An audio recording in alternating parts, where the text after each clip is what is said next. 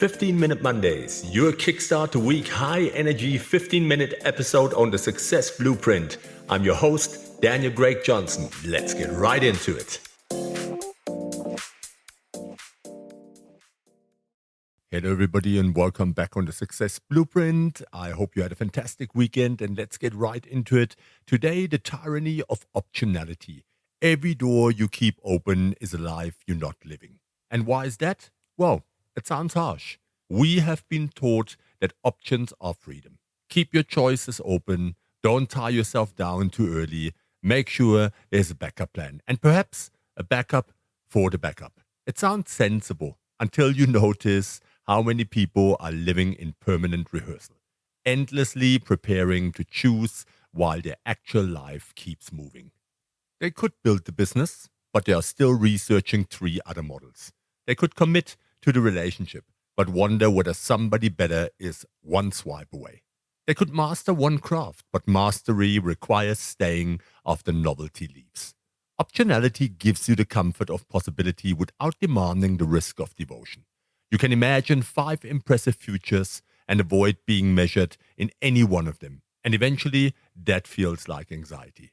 And today, we are talking about the tyranny of optionality and why closing the right doors may be the most liberating decision you will make. So what's the problem here, tribe? Choice has improved lives. Trouble begins when keeping options open becomes a way of avoiding identity. A committed choice says, for this season, this is who I am and this is what I'm building. That immediately creates loss. If you choose one city, one partner, one strategy, or one serious ambition, other possible lives become unavailable. We struggle with that grief, so we delay the choice and call the delay flexibility. Psychologists sometimes describe the maximizer, someone who wants the best possible choice rather than a good, meaningful one. The maximizer keeps comparing even after choosing. Satisfaction becomes almost impossible, since every real decision is measured against an imaginary option that has never had to survive reality. An unchosen life stays flawless. It has no difficult mornings, cash flow problems, boring repetitions, or awkward conversations. Of course, it looks attractive. You have allowed fantasy to compete with evidence. And what's the consequence here? What are we bleeding? What is the currency that we're losing here? Let me share with you, tribe, what open doors quietly cost you. They cost you debt. You cannot build trust while checking the exit or mastery while changing direction once progress becomes repetitive. You cannot lead decisively when every strategic choice remains under review. People feel hesitation before you admit it. Optionality also creates a strange exhaustion. Every unresolved choice consumes attention. Should I stay? Should I leave? Do I launch? Do I wait? Nothing has happened, yet your mind has worked all day. Then identity begins to erode. Confidence rarely arrives before commitment. It grows after you act. Endure the messy middle and discover that you can handle the consequences. The saddest part is that indecision often protects you from regret by creating a bigger regret. You avoid choosing the wrong life, then wake up to the life produced by not choosing. There was no dramatic failure, only years that somehow went missing, tribe. And that is the danger. So let me give you a 5-step framework that you can use. I call it the commitment filter.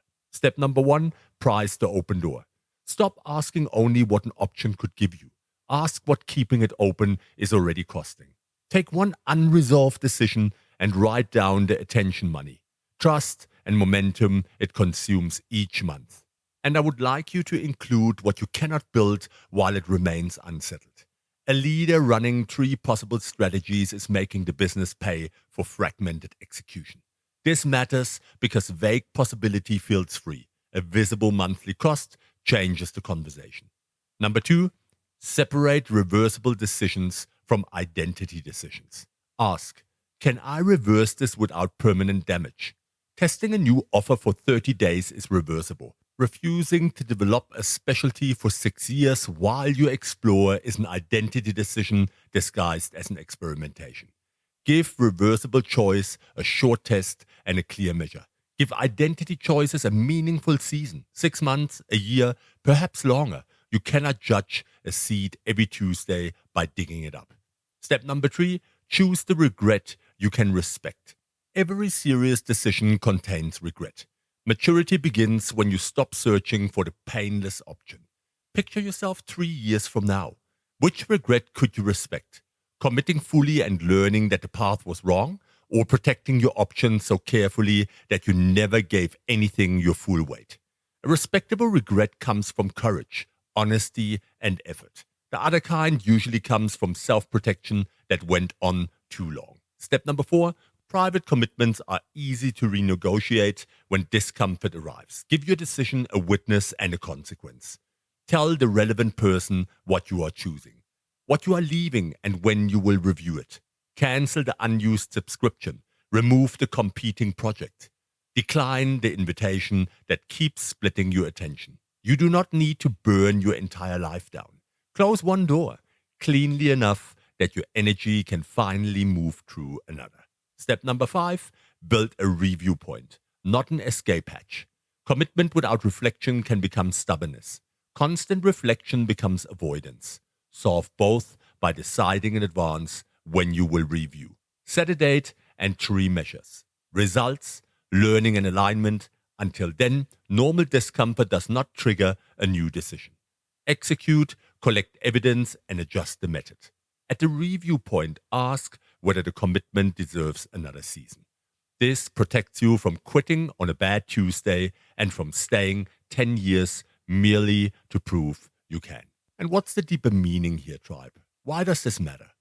Commitment is an act of creation. The moment you choose, you stop being an audience member evaluating possible lives and become a participant responsible for one. That responsibility frightens us. Once the door closes, excuses become harder to protect. You can no longer say, I could have been remarkable at that. Now you have to find out. Potential is seductive partly because nobody can disprove it. Stoicism offers a useful correction here. Place your energy inside the boundary of what your choices and actions can influence. Optionality scatters that energy across imagined futures. Commitment brings it home. Yet, musicians become free through skills, athletes through repetition, and trusted relationships through chosen limits. The right constraint gives you effort somewhere to accumulate. A senior leader delayed choosing between 2 markets for 9 months. Both teams kept preparing presentations, budgets, and forecasts, and nobody could execute with conviction. After a couple of coaching engagements, she finally chose one market for a 12-month run. The team did not gain certainty that she was right. They gained permission to move, and revenue followed the focus. A man that I worked with kept wondering whether his relationship was the one. While refusing the conversations that would make it deeper, he thought he needed more certainty. He needed to participate. And once he stopped comparing the relationship with imaginary people, the real relationship finally had a chance to answer him. 2 messages worth keeping. A door can be open and still be stealing from you. You cannot experience the life you keep refusing to choose. Remember that. Let me give you some advanced strategies here. Use a decision portfolio. Preserve optionality where experimentation is cheap, such as early product tests. Demand commitment where returns depend on compounding. Reputation, trust, health, leadership, credibility, and mastery. Watch for sunk cost thinking as well. That's an important one here. Commitment does not mean worshipping yesterday's decision.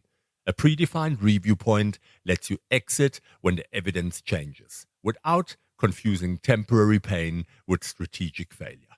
And finally, measure decision latency. For recurring choices, track how long you take from sufficient information to action. Senior leaders often believe they need more data when they are really seeking emotional immunity from blame. No amount of analysis can offer that. It's unrealistic. Let me give you your weekly challenge for immediate implementation. Choose one door you have kept open for the last 3 months. Write down what it has cost you. Decide whether to enter it or close it. Then take one visible action within 48 hours. Send the message, cancel the plan, make the payment, schedule the conversation, or remove the competing project. No dramatic announcement needed. One clean decision. And if someone came to mind, share this with them. If you think that someone needs to hear this, please take the podcast episode link, share it with 3 people, Facebook Messenger, TikTok, wherever you communicate. Subscribe, leave a review. I would really love to hear from you.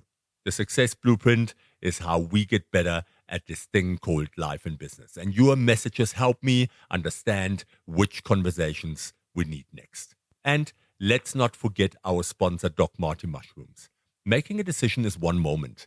Living it requires energy, focus, and a daily rhythm that can survive the weeks when commitment stops feeling exciting.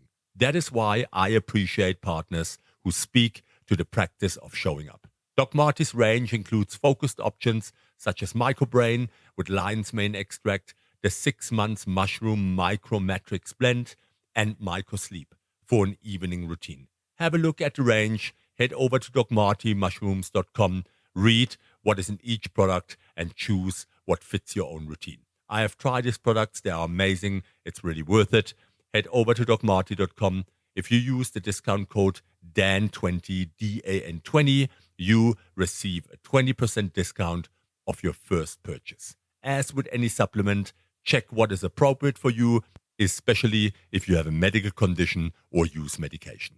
And Tribe, in closing, let me tell you this. You will never know every future your choices might have created. That is part of being human. A meaningful life is built without complete information. At some point, Tribe, you have to stop standing in the hallway admiring all the doors.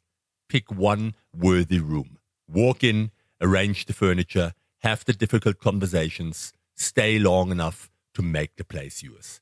You may lose a few possibilities. You might finally gain a life. And this was a quick one, powerful one. I leave you with this. And I hope that I see you next week, Monday, on the 15-Minute Monday. And please don't forget, Thursday's the Executive 5. I hope you have a fantastic week. This was Daniel Craig Johnson, your host on the Success Blueprint. With my promise, I'll be back. Take care.